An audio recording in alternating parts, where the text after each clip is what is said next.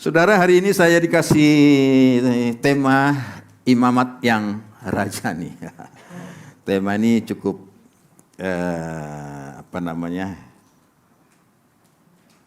tidak mudah untuk dipahami. Ya, biasanya kalau para hamba Tuhan, para pendeta ambil ayatnya itu dari 1 Petrus 2. Coba bisa ditayangkan. Ayat 8 sampai dengan ayat yang ke-9 itu biasanya yang menjadi dasar firman Tuhan. Ya, saya bacakan atau sama-sama kita baca. Sudah ada di slide? 1 Petrus 2 ayat 9. Saya berharap ini bisa kita baca sama-sama. Karena ini perlu dasar firman Tuhan untuk kita memahami apa itu imamat yang rajani. Ya. Sama-sama kita baca 1 Petrus 2 ayat yang ke-9. 1, 2, 3. Tetapi kamulah bangsa yang terpilih, imamat yang rajani, bangsa yang kudus, umat kepunyaan Allah sendiri, supaya kamu memberitakan perbuatan-perbuatan yang besar dari Dia yang telah memanggil kamu keluar dari kegelapan kepada terangnya yang ajaib. Saudara coba perhatikan, Tuhan kasih identitas, sebuah identitas yang luar biasa. Dikatakan kamu adalah bangsa yang terpilih, itu satu. Jadi saudara kalau ada KTP biasanya ada juga sebagai identitas, tapi juga bisa identitas itu bisa juga kartu keluarga, ada nomor induk keluarga dan lain sebagainya, siapa bapaknya, siapa ibunya, ada berapa dalam satu keluarga, ya itu identitas itu. Ada juga mungkin kartu nama, itu juga identitas. Nah, Allah memberikan identitas kepada kita orang yang percaya. Kamulah bangsa yang terpilih. Berarti ada yang tidak terpilih. Bilang kiri kanannya, saya yang terpilih. Bangga nggak jadi yang terpilih? Bangga dong. Nah, saudara terpilih bukan karena saudara hebat. Enggak. Kalau saudara hebat, saudara pintar, saudara luar biasa, ya kan?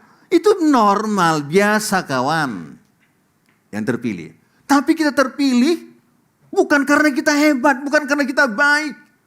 Tetapi kita terpilih karena apa? Karena anugerah. Kasih karunia, anugerah. Ya, dikasih kamu bangsa yang terpilih. Nih kamu, Johnny, ya, kamu saya pilih. Nah, saudara seharusnya di sini saja, ya, saudara harusnya sudah berbeda. Berbeda sikap kita, sikap saudara kepada yang memilih. Dan yang memilih kita itu bukan orang sembarangan, bukan pribadi yang sembarangan. Dia adalah raja di atas segala raja. Allah pencipta alam semesta itu yang memilih. Saudara kalau dipilih aja jadi tim suksesnya Anies Baswedan, saudara akan berbeda.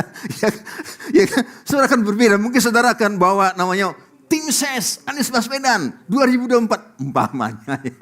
Saudara mungkin bangga. Atau tim ses Ganjar Pranowo itu umpamanya. Saudara akan wah, saya dipilih. Itu bangga. Ya, tapi saya nggak mau fokus sini dulu ya, karena topik kita ini Imam Rajani saya dikasih cuma 45 menit. Jadi ya, tapi saya mau kasih tahu ini identitas yang luar biasa. Tetapi kamulah bangsa yang terpilih. Yang kedua dikasih lagi imamat yang rajani. Nah ini yang nanti kalau bangsa terpilih masih muda ya, saudara paham ya, bangsa terpilih ya muda. Tapi ini imamat yang rajani. Nanti ini fokus saya nanti yang akan saya coba. Yang ketiga adalah apalagi bangsa yang kudus. Umat kepunyaan Allah yang sendiri. Kita ini umat kepunyaan Allah sendiri. Tapi ingat, identitas itu, pemberian itu, anugerah itu ada tujuannya. Ada tujuannya. Supaya kamu memberitakan itu perbuatan yang besar dari Dia. Apa yang telah apa tadi?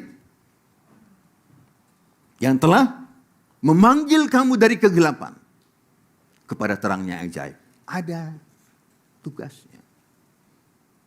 ada tanggung jawabnya. Nah ini yang dilupakan. Kita sering bersuka cita, ya memang harus bersuka cita. Kita adalah umat pilihan, bersuka cita, yes. Sangat, saya sangat bersuka cita. Kita dipilih. Orang dipilih Tuhan itu beda dong. Bangsanya, bangsa yang kudus, umat kepunyaan Allah sendiri itu beda. Cara jalannya, bukan jalannya maksudnya begini, bukan begini jalannya, enggak gitu maksudnya. Cuma saudara itu punya kepercayaan diri karena saudara adalah kepunyaan Allah sendiri. Milik Allah sendiri. Kalau di lain katakan lagi ada status lain yang paling penting. Kita ini anak Allah kok. Apa namanya? Kok cengeng. Anak Allah kok lemah. Saudara harus beritakan perbuatan-perbuatan yang besar dari Allah. Tidak hanya perbuatan yang besar dari Allah itu sendiri. Tidak hanya perbuatannya. Tapi Allah sendiri yang besar itu. Yang maha besar itu. Yang akbar itu. Saudara harus beritakan dengan gaya hidup saudara. Iya kan? Iya dong. Masa seorang anak presiden gayanya gaya anak Pak RT? Beda dong. Bukan saya melecehkan RT, enggak. Beda anaknya Pak Jokowi dengan anaknya. Aduh, gimana sih kita ya kan? Gimana sih kita? Masa anak Jokowi nggak takut soal makan, soal sepele. Aduh, macam mana ya kita kata orang si Ruhut situ, ya kan? Pegang itu, identitas dan status itu pegang. Itu sebetulnya kalau saudara berjalan dalam iman, hidup dalam iman, sederhana. Saya ini anak Allah. Sederhana. Nah, kepercayaan saudara tentang siapa status saudara, kepercayaan saudara tentang seberapa kuat saudara percaya status dan identitas saudara itu menentukan tindakan saudara. Cara hidup saudara akan terlihat. Beda. Walaupun ada badai, kurang lebih itu soal biasa dalam kehidupan.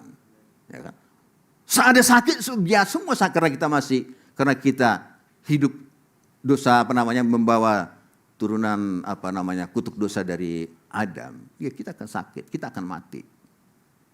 Tapi respon kita di tengah-tengah kehidupan ini, menghadapi kehidupan ini, harusnya berbeda. Harusnya berbeda. Bilang kiri kanannya, saya berbeda gaya hidup saudara, merespon kehidupan ini. Bilang kiri kanannya, badai ya ada, tapi saya akan hadapi. Amin. Itu dong. Makanya gak usah takut. Makanya selalu Alkitab berkata, jangan takut tentang apa yang kau makan, yang kau pakai. Iyalah, masa anak Tuhan takut? Anak Jokowi aja gak takut. Anak Ganjar aja gak takut. Cuma raja di dunia ini. Amin. Saya jadi ke situ saya ini. Padahal tadi imamat rajani ya. Nah, sekarang saya kembali ke fokus yang imamat yang rajani. Ya. Sebelum kita memahami apa itu imamat rajani, maka kita perlu belajar tentang imam atau sejarah imam di masa yang lalu. Imam rajani adalah imam di masa now.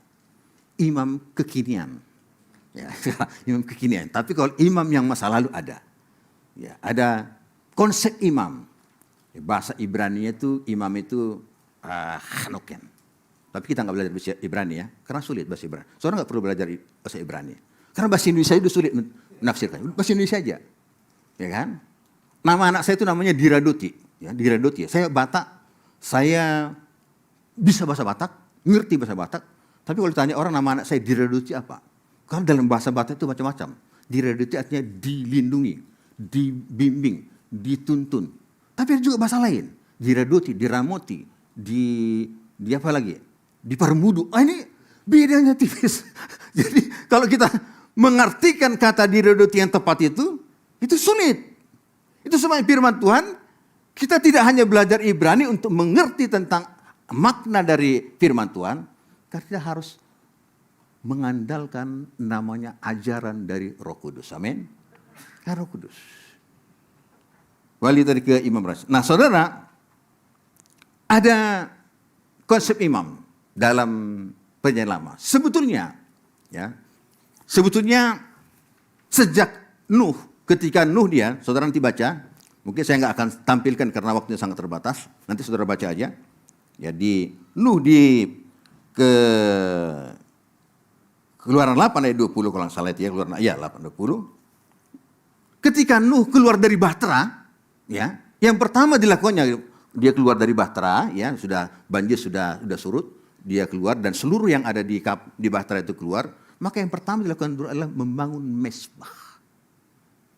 Itu artinya bahwa dia sedang memposisikan dirinya, Nuh, sebagai imam untuk keluarganya, untuk orang-orang yang ada di dalam kapal itu. Karena mezbah itu adalah tempat untuk menyembah Tuhan. Tempat untuk mempersembahkan sesuatu kepada Tuhan. Maka Nuh memotong semua binatang-binatang yang tidak haram dari berbagai macam binatang haram untuk dipersembahkan kepada Tuhan. Itu masih dia sebagai imam mewakili yang namanya keluarga. Itu sejarahnya ya, Nuh. Jadi manusia itu sejak Nuh itu baru dimulai sejarah baru manusia. Karena sebelumnya sudah pada mati semuanya, habis semuanya kan. Lalu kemudian kita juga mengenal yang namanya ada Imam Melkisedek, ya.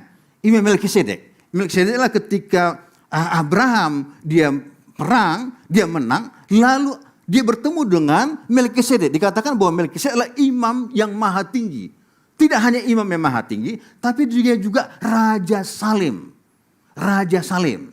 Ya, ini bisa saudara nanti, mungkin bisa dibuka sebentar. Supaya Kejadian 14 ayat 18 sampai 19 ya. Kejadian 14.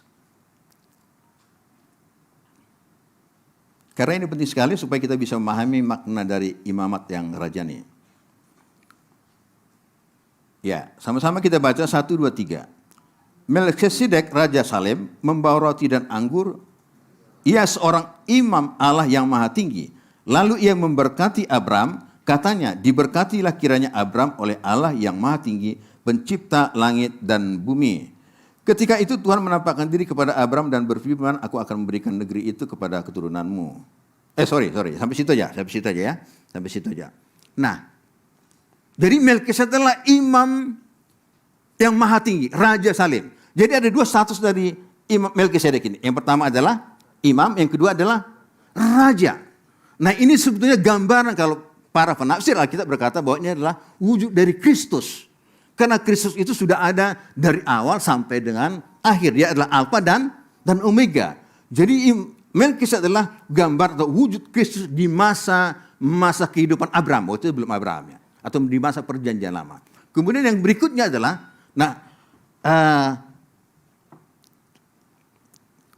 kita lihat juga Abraham ya, di Abraham. Abraham juga dia memposisikan dia sebagai imam. Di Kejadian 12 ayat 7 sampai 8. Kejadian 12 ayat 7 sampai 8. Silakan tolong dibantu. Kejadian 12 ayat 7 sampai 8. Karena ini penting sekali supaya kita bisa lebih memahami tentang nanti imamat yang raja ini. Sama-sama kita baca 1, 2, 3. Ketika itu Tuhan menampakkan diri kepada Abram dan berfirman, aku akan memberikan negeri itu kepada keturunanmu. Maka didirikannya di situ mezbah bagi Tuhan yang telah menampakkan diri kepada, sampai situ aja. Nah begitu juga. Jadi Abram juga mendirikan mezbah. Abram memposisikan diri karena waktu itu belum ada bangsa Israel, belum ada bangsa. Orang Israel atau keturunan dari Abram itu belum merupakan sebuah kerajaan. Maka Abram memposisikan dia sebagai imam dengan cara membangun mezbah. Tadi sekali lagi mezbah tujuannya untuk apa? Dia tempat untuk menyembah atau memberikan persembahan bagi Tuhan. Itu Abram ya. Kemudian Ishak juga. Kejadian 28 ayat 24 sampai 25. Kejadian 24, 26, 24 sampai 25. Lalu pada malam itu Tuhan menampakkan diri kepadanya serta berfirman, akulah Allah ayahmu Abraham.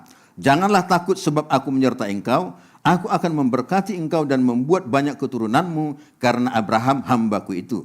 Sesudah itu Ishak mendirikan mezbah di situ. Ya. Itu juga Ishak. Dia juga memposisikan dia sebagai imam untuk keluarganya. Ishak sebagai kepala keluarga dia mendirikan mezbah. Lalu yang berikutnya kita lihat lagi. Adalah satu imam. Saudara pasti dengar Imam Yitro, ya. Di mana itu imam apa itu? Ada orang berkata menafsirkan adalah Imam Yitro adalah imamnya para penyembah berhala. Tapi saya nggak sepakat dengan itu. Karena Midian, imam Yitro adalah imam Midian. Imamnya orang Midian. Midian itu adalah anaknya Abraham dari Ketura. Anak yang nomor 4. Jadi ada 6 anaknya Abraham. Dia punya istri yang namanya Ketura. Nah, dari Ketura ada 6 anaknya. Nah, salah satu namanya Midian. Midian nama itu. Nah, Yitro adalah imamnya para orang Midian. Yang tahu si Yitro siapa? Mertuanya Musa. Istrinya Musa namanya? Yang benar saya kasih hadiah. Saya kasih beda. Ya. Zipora. Ya, Zipora ya. Nah, itu Musa. Nah, lihat lagi dari Imam Yitro juga itu. Kemudian ada lagi imam yang anak Daud. Nah, kita lihat dari ini penting. Karena ini Melkisedek dan anak Daud, dia adalah imam yang bukan suku Lewi. Ya. Dia nggak ada sangkutnya dengan suku Lewi. Ya. Kita lihat dari 2 Samuel 8 ayat 18. 2 Samuel 8 ayat 18. 2 Samuel. Saya potong aja ayatnya, nanti saudara bisa baca di rumah yang konteks dari ayat ini. Sama-sama kita baca 1, 2, 3. Benaya bin Yoyada menjadi panglima orang Kreti dan orang Pleti. Dan anak-anak Daud menjadi imam. Jadi ceritanya Daud mengatur semuanya orang ada di Israel itu. Ada yang menjadi panglima, ada yang jadi ini, ada yang jadi ini. Nah, anak-anak Daud jadi imam. Ini adalah sebuah nubuatan sesungguhnya. Di mana nanti orang-orang Yehuda, Yesus sebagai suku Yehuda, karena Daud adalah dari suku Yehuda, itu sebenarnya nubuatan bahwa ada imam besar yang namanya Yesus Kristus yang lahir dari suku Yehuda. Nah, dari sini saudara kita bisa melihat, kita bisa sebetulnya kalau kita baca ya, saya akan singkat saja karena ini sangat terbatas waktunya. Kita bisa melihat dari apa sih tugasnya imam dalam konteks perjanjian lama atau suku Lewi. Yang pertama, tugas imam di suku Lewi bisa kita baca dari Bilangan 28 ya. Bilangan 26. Ayat yang ke-1 sampai dengan 2. Atau ayat 1 aja bisa juga. Kita baca sama-sama, hitunglah jumlah, apa kata situ? Sesudah itu berfirmanlah Tuhan kepada Musa, kepada Eleazar, kemudian, dan, ya, hitunglah jumlah segenap umat Israel yang berumur 20 tahun ke atas menurut suku mereka. Semua orang yang sanggup berperang di antara, salah, bukan itu maksudnya tadi itu ya, bukan itu. Ya.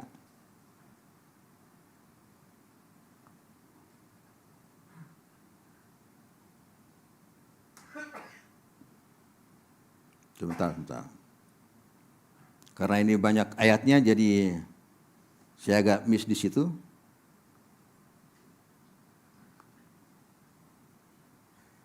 Keluaran 28 ayat 1. Keluaran 28 ayat 1. Itu nanti. Keluaran 28 ayat 1.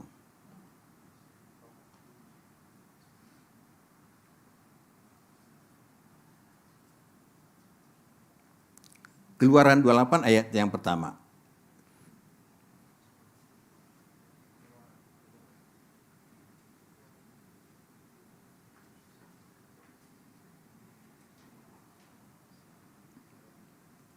Keluaran 20. Saya salah. Ini. Ya itu dia. Engkau harus menyuruh abangmu, siapa? Harun bersama-sama dengan anak-anaknya datang kepadamu dari tengah-tengah Israel untuk memegang jabatan imam bagiku. Harun dan anak-anak Harun yakni Nadab, Abihu, Eleazar dan Tamar. Jadi saudara, Tuhan menyuruh Musa untuk memanggil Harun, untuk menetapkan Harun dan anak-anaknya untuk menjadi imam. Harun menjadi imam besar dan anak-anaknya menjadi imam. Jadi Tuhan mau supaya ada yang memimpin bangsa Israel. Dan dikatakan di situ bahwa tugas mereka adalah, yang pertama adalah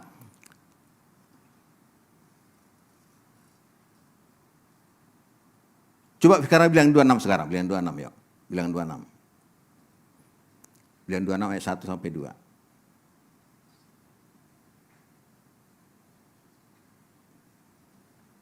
Ya. Lanjut. Ayat 1 sampai 2-nya. Langsung bisa. Ya, hitunglah jumlah segenap umat Israel yang berumur 20 tahun ke atas menurut suku mereka. Terus, semua orang yang sanggup berperang di antara orang Israel. Nah, ternyata saudara, tugas imam tidak hanya menjadi perantara dalam ibadahnya orang Israel. Tetapi juga, para imam juga disuruh untuk mengatur seluruh kehidupan orang Israel. Termasuk soal berperang. Jadi tugas imam, kalau kita baca dalam kitab Bilangan, ya karena sekali lagi saya nggak akan bisa sampaikan semua di ayatnya. Maka yang pertama adalah tugas imam adalah dalam suku Lewi. Yang pertama adalah menjadi perantara, ya, menjadi perantara kepada Tuhan. Ya. Kalau dalam perjanjian baru siapa yang menjadi perantara kita? Yesus sebagai imam besar. Kalau pada zaman Imam Lewi, Harun menjadi imam besar. Saudara tahu kalau umpamanya orang Israel mau minta pengampunan dosa, maka Harun harus masuk ke ruang Maha Kudus supaya orang Israel bisa memberikan persembahan sebagai korban penebus salah setiap tahun. Jadi Harun sebagai perantara. Jadi orang Israel nggak bisa langsung kepada Tuhan. Itu sebabnya sekarang kita ini bisa langsung berdoa kepada Tuhan. Karena kita adalah imamat kita semuanya adalah imam. Kalau zaman suku Lewi, bangsa Israel dulu itu nggak ada, mereka nggak boleh langsung berdoa kepada Tuhan. Hanya lewat imam. Yang kedua adalah tugas dan fungsi dari imam Lewi. Yang kedua adalah mengajarkan tentang Taurat Tuhan. Saya lihat dulu ininya ayatnya ya. Ulangan 33 ayat 8 sampai 10. Ulangan 33.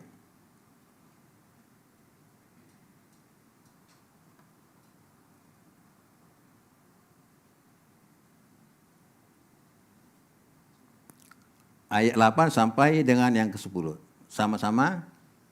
Ya, tentang Lewi ia berkata, biarlah Tumim dan Urimmu menjadi kepunyaan orang yang kau kasih, yang telah kau coba di masa dengan siapa engkau berbantah dengan mata air Meriba. Lanjut, yang berkata tentang ayahnya dan tentang ibunya, aku tidak mengindahkan mereka, ia yang tidak mau kenal saudara-saudaranya dan acuh tak acuh terhadap anak-anak. Yang terakhir, 10.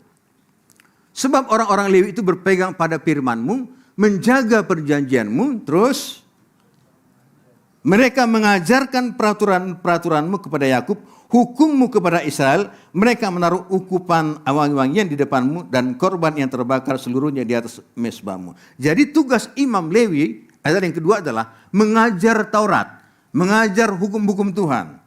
Tadi yang pertama apa tugas imam Lewi sebagai menjadi perantara bagi umat Tuhan. Yang kedua mengajarkan Taurat Tuhan atau firman Tuhan. Lalu yang ketiga adalah mengatur. Kalau kita lihat di sini dari imamat, ada kitab imamat dan kitab ulangan atau kitab bilangan. Yang ketiga adalah tugas imam Lewi adalah mengatur kehidupan orang Israel. Soal tadi yang kita baca tadi itu bahkan untuk berperang pun. Jadi imam Lewi juga tidak hanya dia menjadi perantara, secara spiritual tidak hanya menjadi perantara, secara spiritual tidak hanya mengajar Taurat Tuhan, tetapi juga imam Lewi mengatur kehidupan orang Israel dalam bidang sosial, ekonomi, budaya, apalagi hukum. Makanya kalau hukum dalam kehidupan orang Israel ada hukum-hukum, soal sunat, soal namanya bayar hutang, itu semuanya diajarkan atau dipimpin oleh imamat Lewi, para imam di sana. Jadi semua orang Israel mereka harus minta petunjuk tentang kehidupan mereka, bagaimana mereka berusaha, bagaimana cara membayar hutang, bagaimana soal pembunuhan, soal apapun. Semua itu disebut kalau dalam sepupu kita bilang syariat, ya dalam sepupu kita syariat. Mereka ada di samping hukum Taurat yang 10 itu, tetapi juga ada hukum-hukum lain yang mengatur kehidupan orang-orang Israel. Nah, ada 3 tadi itu. Nanti dari sini kita bisa belajar. Itu adalah imam Lewi. Imam Lewi. Nah, sekarang kita lihat imam yang dari anak Daud. Ya.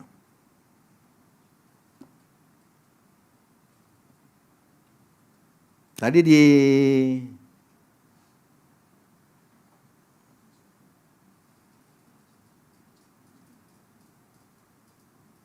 2 Samuel 8 ya. 2 Samuel 8 kita kembali lagi. 2 Samuel 8. Tadi sudah saya baca ya. 2 Samuel 8 ayat 18. Saya bacakan aja. Ya, Benaya bin Yehoyada menjadi panglima orang Kreti dan orang-orang Pleti dan anak-anak Daud menjadi imam dari suku, imam menjadi imam ya. Nah, ini tadi saya katakan, jadi ada imam yang dari raja. Ya. Daud adalah raja, anak-anaknya adalah anak raja, tapi mereka juga menjadi imam. Ini adalah nubuatan tentang imamat yang raja ini sekarang. Jadi kalau imam Lewi mereka hanya imam yang tidak punya otoritas. Tetapi Daud adalah imam tapi punya juga otoritas kerajaan. Paham bedanya sekarang ya? Paham bedanya? Jadi kalau di Alkitab Perjanjian Baru dikatakan bahwa hukum Taurat atau Perjanjian Lama adalah menjadi bayangan tentang hukum Kristus. Bayangan. Belum sempurna dia. Jadi keimaman di suku Lewi itu tidak sempurna dan tidak mungkin sempurna. Ya. Tapi sekarang kita masuk kepada era yang namanya imamat yang rajani. Jadi semua orang percaya. Kalau dulu hanya terbatas kepada siapa? Hanya suku Lewi yang menjadi imam. Hanya suku Lewi. Tapi sekarang semua orang percaya menjadi imam. Imamat yang rajani. Tidak hanya imam seperti suku Lewi, tapi juga imamat yang punya otoritas. Rajani artinya adalah punya apa namanya? Rajani yang punya otoritas, punya kuasa.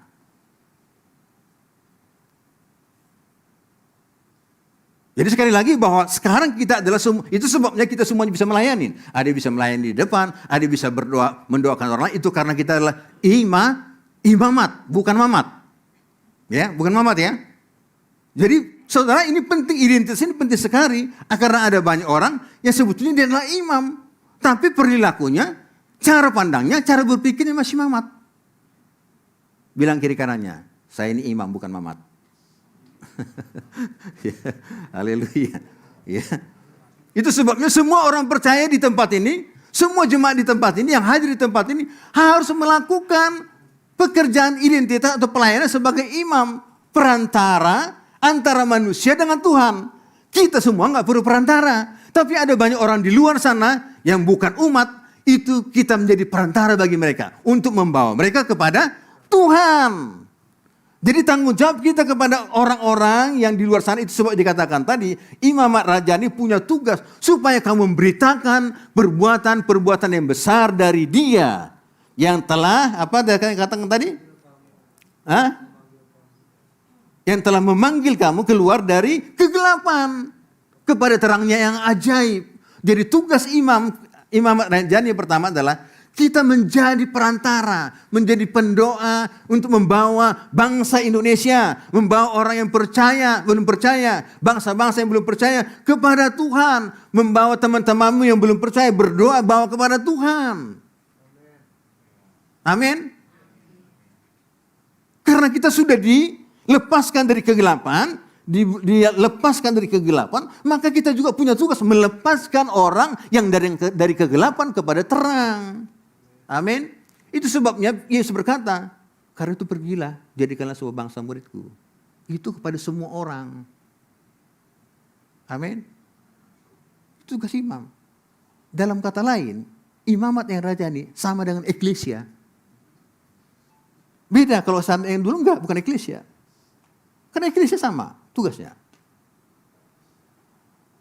Imam rajani cuma tugas.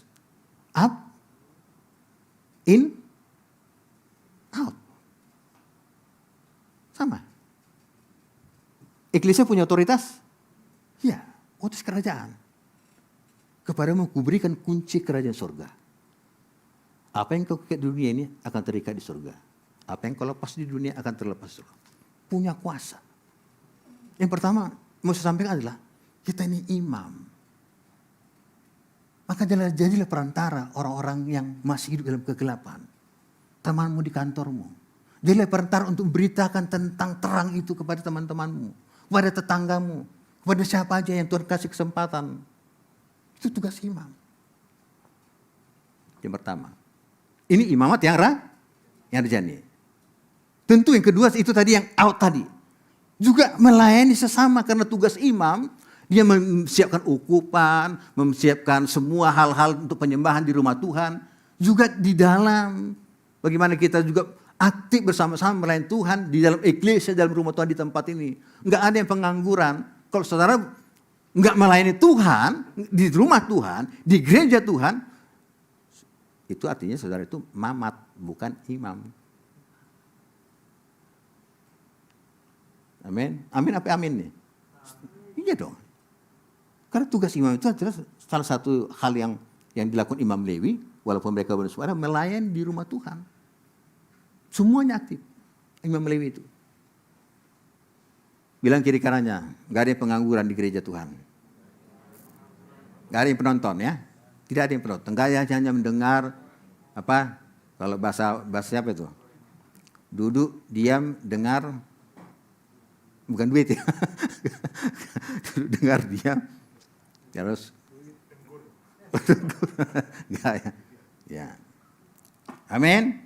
Saudara melayani Tuhan di tempat ini banyak sederhana. Nggak harus seperti saya, enggak. Karena tadi juga Imam Lewi itu ada yang untuk berperang, ada yang untuk buat mengangkat barang-barang persembahan, barang-barang yang di rumah Tuhan, semuanya ada, semua bagian tugas.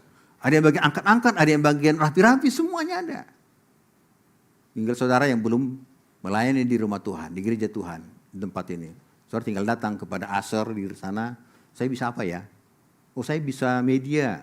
Oh, saya bisa punya talenta nyanyi. Saya tinggal lapor aja. Oh, saya nggak bisa nyanyi. Saya bisa bikin punya kemampuan bikin artikel, ya kan? Semuanya itu. Oh, saya bisa bikin konseling. Saya tinggal sampaikan. Nggak semuanya harus di depan ini. Nggak semuanya harus khotbah. Amin. Kalau yang amin kasih tepuk tangan dulu buat Tuhan dulu. Yang amin. Ya, itu berarti setuju dengan saya. Ya. Jadi nggak ada yang pengangguran lagi ya. Kita bersama-sama di rumah Tuhan. Hanya satu tujuan kita. Supaya kita membesarkan nama Tuhan kita. Cuma itu aja. Tuhan kita memuliakan dia. Sebab firman Tuhan berkata Roma 11 ayat 36. Sebab segala sesuatu adalah dari dia, oleh dia, kepada dia, bagi dialah kemuliaan sampai selama-lamanya. Hanya dia kita muliakan. Karena dia layak untuk menerima kemuliaan. Kita dipilih. Kita dipanggil, kita dijadikan bangsa yang kudus, kita dijadikan imam matahari jadi, dan yang paling penting kita dijadikan anak. Saya rasa itu saudara, kalau saudara nggak menyadari itu, ya nggak menyadari begitu besar kasih Allah itu, saya nggak tahu lagi ngomongnya Pak. Ya, saya sudah gambarkan gini, ya, tentang itu. Tadinya kita sudah mati, ya harusnya kita karena dosa kita, karena dosa-dosa kita harusnya yang mati, kita masuk neraka, ya, tetapi Tuhan karena anugerahnya kita dijadikan anak, kita diampuni. Amin. Ini satu hal yang harus kita syukuri. Ya, sejak saya kenal Tuhan, sebabnya saya tidak akan pernah hitung-hitungan sama Tuhan. Dalam melayani Tuhan saya nggak pernah hitung-hitungan. Dulu saya Kristen. Saya dari tahun, bukan dulu sih ya memang Kristen. Ya, bapak saya itu dari kecil saya nggak pernah dibawa ke gereja. Saya nggak pernah. Ibu saya itu dukun sakti ibu saya. Jadi saya dari SD sampai SMA nggak pernah dibawa ke gereja. Saya nggak kenal nama Yesus. Saya nggak pernah satu lagu rohani satu pun nggak saya tahu. Saya nggak tahu bagaimana cara beribadah, kapan duduk, kapan ini nggak. Paling saya diajak bapak saya itu kalau Natalan atau tahun baru gitu. Nah tahun 981 saya masuk gereja. Satu gereja, saya nggak sebutkan namanya. Tapi saya juga belum ketemu Tuhan. Hidup saya masih kacau. Biasanya saya di anak muda itu biasanya kami itu hari Sabtu itu latihan choir. Saya pelatih kor. Oh, haleluya. Saya pelatih. Hari Sabtu itu kami latihan. Habis latihan, besok kan hari Minggu kan, Minggu lagi pimpin pujian. Habis hari Sabtu latihan, kira-kira jam 9 itu saya masuk Lapo Tuak. Tahu Lapo Tuak? Bar lah, klub malam. Ya. Saya teller dulu itu, ya, teller dulu. Bukan saya aja, sama teman-teman saya juga. Ya. Habis pulang dari situ itu, udah teller kan. Wah, pokoknya kalau dari Lapo Tuak itu, ini Jakarta loh, bukan di kampung, di Jakarta ini, tahun 81-an. Itu harus teler, udah sampai rumah udah pada teler, ada yang muntah. Tapi hari Minggu, wah bangun tuh pagi-pagi itu, wah siap. Do, sol, mi, do, mi, sol, do.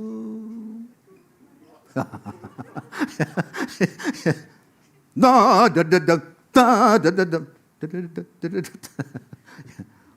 Tapi hidup saya nggak berubah. Saya nggak kenal namanya begitu baik Bapak itu. Baru tahun 2000. Ya, saudara sudah tahu ya, satu keluarga besar kami. Ya, kami rata-rata kami bersaudara semuanya praktek kedukunan. Karena ibu saya dukun sakti. Dukun sakti. Kenapa saya bilang sakti? Karena katanya kalau dukun, kalau lewat laut itu hilang ilmunya. Ibu saya nggak hilang, malah makin beres. Nah, sejak itu saya akan berikan hidup saya. Nah, termasuk saya Tuhan lagi percayakan kita sekarang gereja Tuhan, itu udah komitmen kami dengan istri. Kami akan pindah untuk mendekatkan diri. Lilin itu sederhana loh. Supaya kegelapan itu dia bisa lihat terang, ya udah kamu datang ke kegelapan itu, datang nongol aja. Amin. Dan nongol aja situ. Karena banyak orang-orang di Indonesia ini yang bilang kita itu kafir, jahat. Udah kafir, jahat apa lagi? Sebutan yang karena diajarkan sejak kecil. Mereka harus lihat, terutama di desa-desa itu mereka harus lihat. Ternyata ada orang, waduh luar biasa ya si Batak itu, Kristen itu ya, baik banget. Harus dilihat. Jangan gini ngomongnya, udah Batak, Kristen lagi. Ya udah Kristen, Batak. Maksudnya image-nya buruk. Ya. Saya ulang sedikit lagi ceritanya. Ya. Gak apa-apa nambah sedikit ya waktunya. Karena saya lagi di sini, saya bisa lah minta ya namanya sini. Ya. Suatu hari saya naik Metro Mini, Bapak Ibu. Metro Mini dari ada nomor 57 dari Pasar Minggu ke Blok M. Saya naik di atas, saya mau arah Blok M. Ada ibu-ibu pagi-pagi baru dari Pasar Minggu bawa sayur. Duduk di paling belakang, karena sudah penuh di depan semua. Di belakang mereka ada 3 ibu-ibu itu. Nah saya kemudian naik di jalan, saya duduk di samping ibu 3 ini. Supirnya ngebut. Ibu satu bilang, Pak supir pelan dikit dong. Saudara, supir itu kira-kira menurut saudara apa? Pelan atau apa? Makin kencang. Wow. Yang 2 lagi, satu lagi penuh. Pak supir, tolong dong ini kan kita. Jangan pelan-pelan dong bawanya. Bukan makin pelan, makin dikebut. Yang ketiga ngomong kan, Pak supir, kita ini bukan kambing. Marah ibu-ibu dia. Terus yang tengah bilang gini ibu ini. Supir itu bukan malah makin pelan, makin ngebut dia kan. Yang di tengah bilang gini. Bukan di tengah, di samping saya bilang begini sama yang teman-temannya. Pasti supirnya itu orang Batak.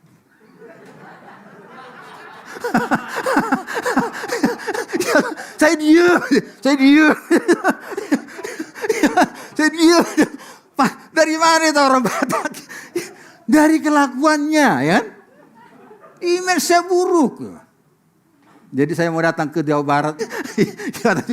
Nah saudara, saya juga percaya bahwa Batak, ya gereja-gereja Batak di masa depan dari HKBP akan muncul banyak misionaris.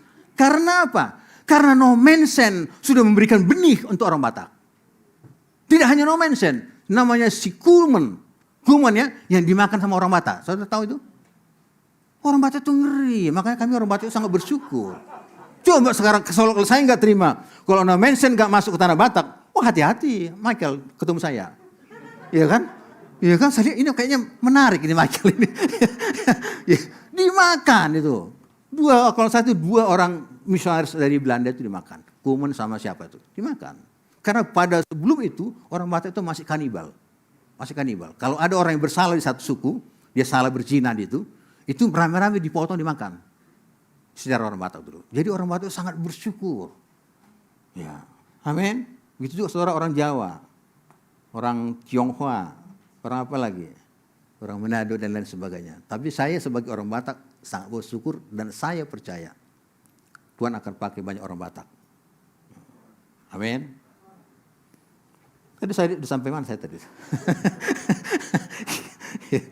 Ya, jadi tugas imamat yang rajani ya. Tugas imamat rajani yang pertama tadi adalah dia menjadi perantara bagi orang-orang yang dalam kegelapan. Yang kedua dia sebagai perantara juga itu yang saya sebut dengan sebagai pemberita kabar baik kepada orang-orang yang masih hidup dalam kegelapan. Jadi yang kedua dia ada melayani di rumah Tuhan. Kita bersama-sama sebagai tubuh Kristus melayani di rumah Tuhan. Yang ketiga Yang pertama adalah kita membawa bersama-sama datang kepada Tuhan untuk menyembah Tuhan, memuliakan Tuhan. Ada penyembahan, ada up-nya, ada in sesama kita. Ya, kemudian ada yang ketiga adalah out. Bagaimana kita memberitakan perbuatan-perbuatan yang besar sama Tuhan. Bagi Tuhan. Amin. Saya mau kasih tahu. Yesus datang. Tujuan utama cuma satu. Karena begitu besar kasih Allah akan dunia ini. Yohanes 3 ayat 16 ya. Sehingga ia telah mengaruniakan anaknya yang tunggal. Supaya setiap orang yang percaya kepadanya tidak binasa. Melainkan beroleh hidup yang kekal. Itu tujuan Yesus datang. Yesus datang bukan membuat, saya katakan sekali lagi. Bukan membuat kantongmu tipis jadi tebal. Yesus datang bukan membuat engkau sakit jadi sembuh. Ya itu. Tapi itu bukan yang utamanya. Dia bisa biarkan saudara mengalami sakit penyakit. Dia bisa biarkan saudara tidak punya uang. Susah hidup saudara bisa. Kalau dia mau. Tapi satu tujuan. Dengan cara itu. Saudara akan memberitakan perbuatan yang besar. Amin. Amin. Itulah imamat yang rajani. Kita adalah imamat yang rajani. Umat kepunyaan Allah sendiri. Supaya kita memberitakan. Ini tadi. Supaya kita apa? Memberitakan perbuatan yang besar dari Dia yang telah memanggil kita dari kegelapan kepada terangnya yang ajaib. Amin. Kita tundukkan kepala kita.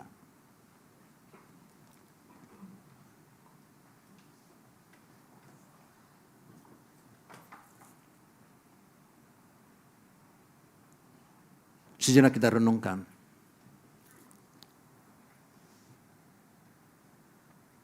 Ketika saudara mendengarkan firman Tuhan hari ini. Tuhan menaruh di dalam hati saudara.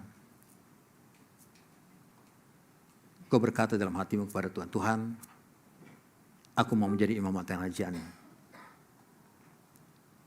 Aku mau berfungsi sebagai imam. Sebagai raja.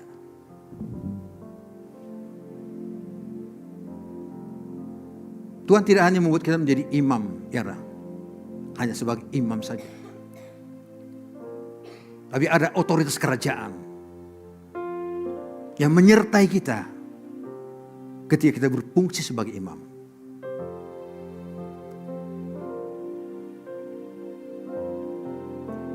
Tuhan berikan kuasa kepada kita sebagai imam untuk mengusir setan-setan, menyembuhkan orang sakit, melakukan perbuatan-perbuatan yang ajaib. Ada otoritas kerajaan.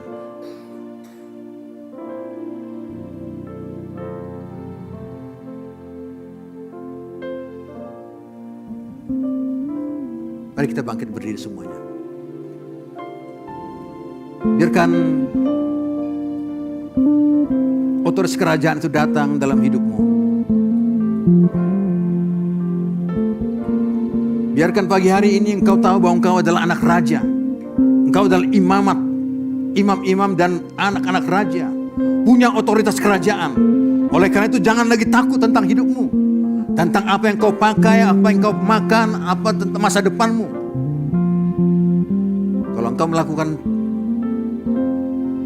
apa yang menjadi tanggung jawabmu sebagai imamat yang rajani, saya percaya. Seperti firman Tuhan berkata, Matius 8 ayat 9 sampai 20, karena itu pergilah, jadikanlah semua bangsa muridku, baptislah mereka dalam nama Bapa, Putra dan Roh Kudus. Ketahuilah, aku akan menyertai engkau sampai akhir zaman. Dia akan menyertai kita sampai akhir zaman.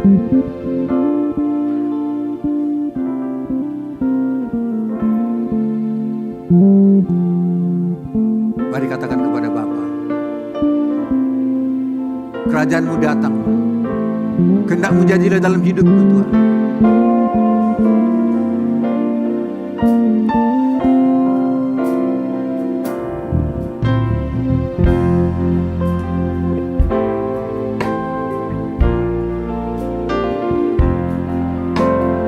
Jadilah kehendak-Mu di dalam hidup kami seperti di surga.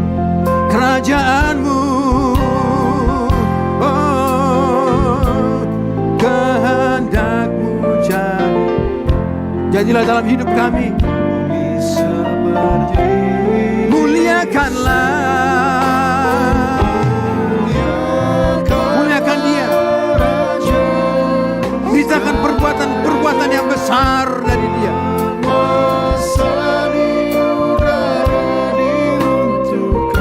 Lumpuhkan penguasa-penguasa udara sebagai raja.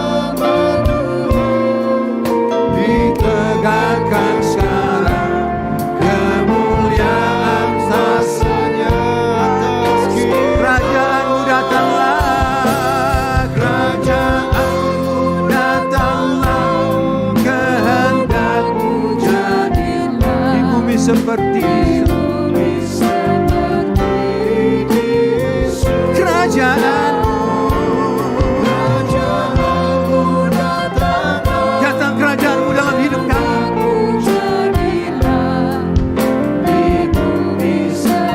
Kami mau memuliakan Engkau.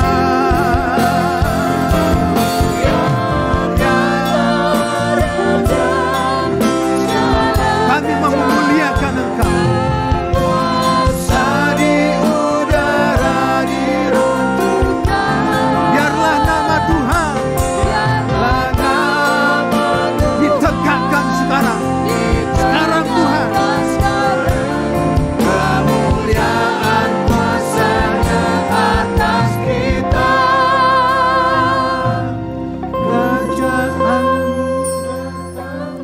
Katakan kepada Bapa, datang kerajaan dalam hidupku seperti di surga. Biarlah kerajaan Allah datang dalam kehidupanmu, dalam pekerjaanmu, dalam keluargamu seperti di surga. Kau adalah anak raja. Mari katakan kepada Bapa, terima kasih Tuhan. Kau jadikan aku anakmu. Aku jadi anak raja. Terima kasih Tuhan, aku menjadi imamat yang rajani. Terima kasih Tuhan, kami menjadi umat kepunyaan-Mu, bangsa yang kudus. Bapa, hamba berdoa di tempat ini. Biarlah semua umat-Mu di tempat ini, mereka berfungsi sebagai imamat yang rajani untuk memberitakan perbuatan-perbuatan yang besar daripada-Mu yang telah memanggil kami dari kegelapan kepada terang-Mu yang ajaib. Biarlah semua kami Tuhan, kami merespon firman-Mu, amanat agung-Mu untuk kami pergi menjadikan semua bangsa murid, membaptis mereka dalam nama Bapa, Putra dan Roh Kudus, dan mengajar mereka melakukan segala sesuatu yang telah Kau perintahkan kepada kami. Dan kami percaya Engkau akan menyertai kami sampai akhir zaman. Engkau akan menyertai kami dengan tanda-tanda heran, tanda-tanda ajaib, supaya nama-Mu dipermuliakan. Terima kasih Bapa yang baik. Mari semua kita yang siap menjadi imamat yang rajani, katakan amin. Tuhan Yesus memberkati, beri kemuliaan buat Tuhan kita. Haleluya. Silakan duduk.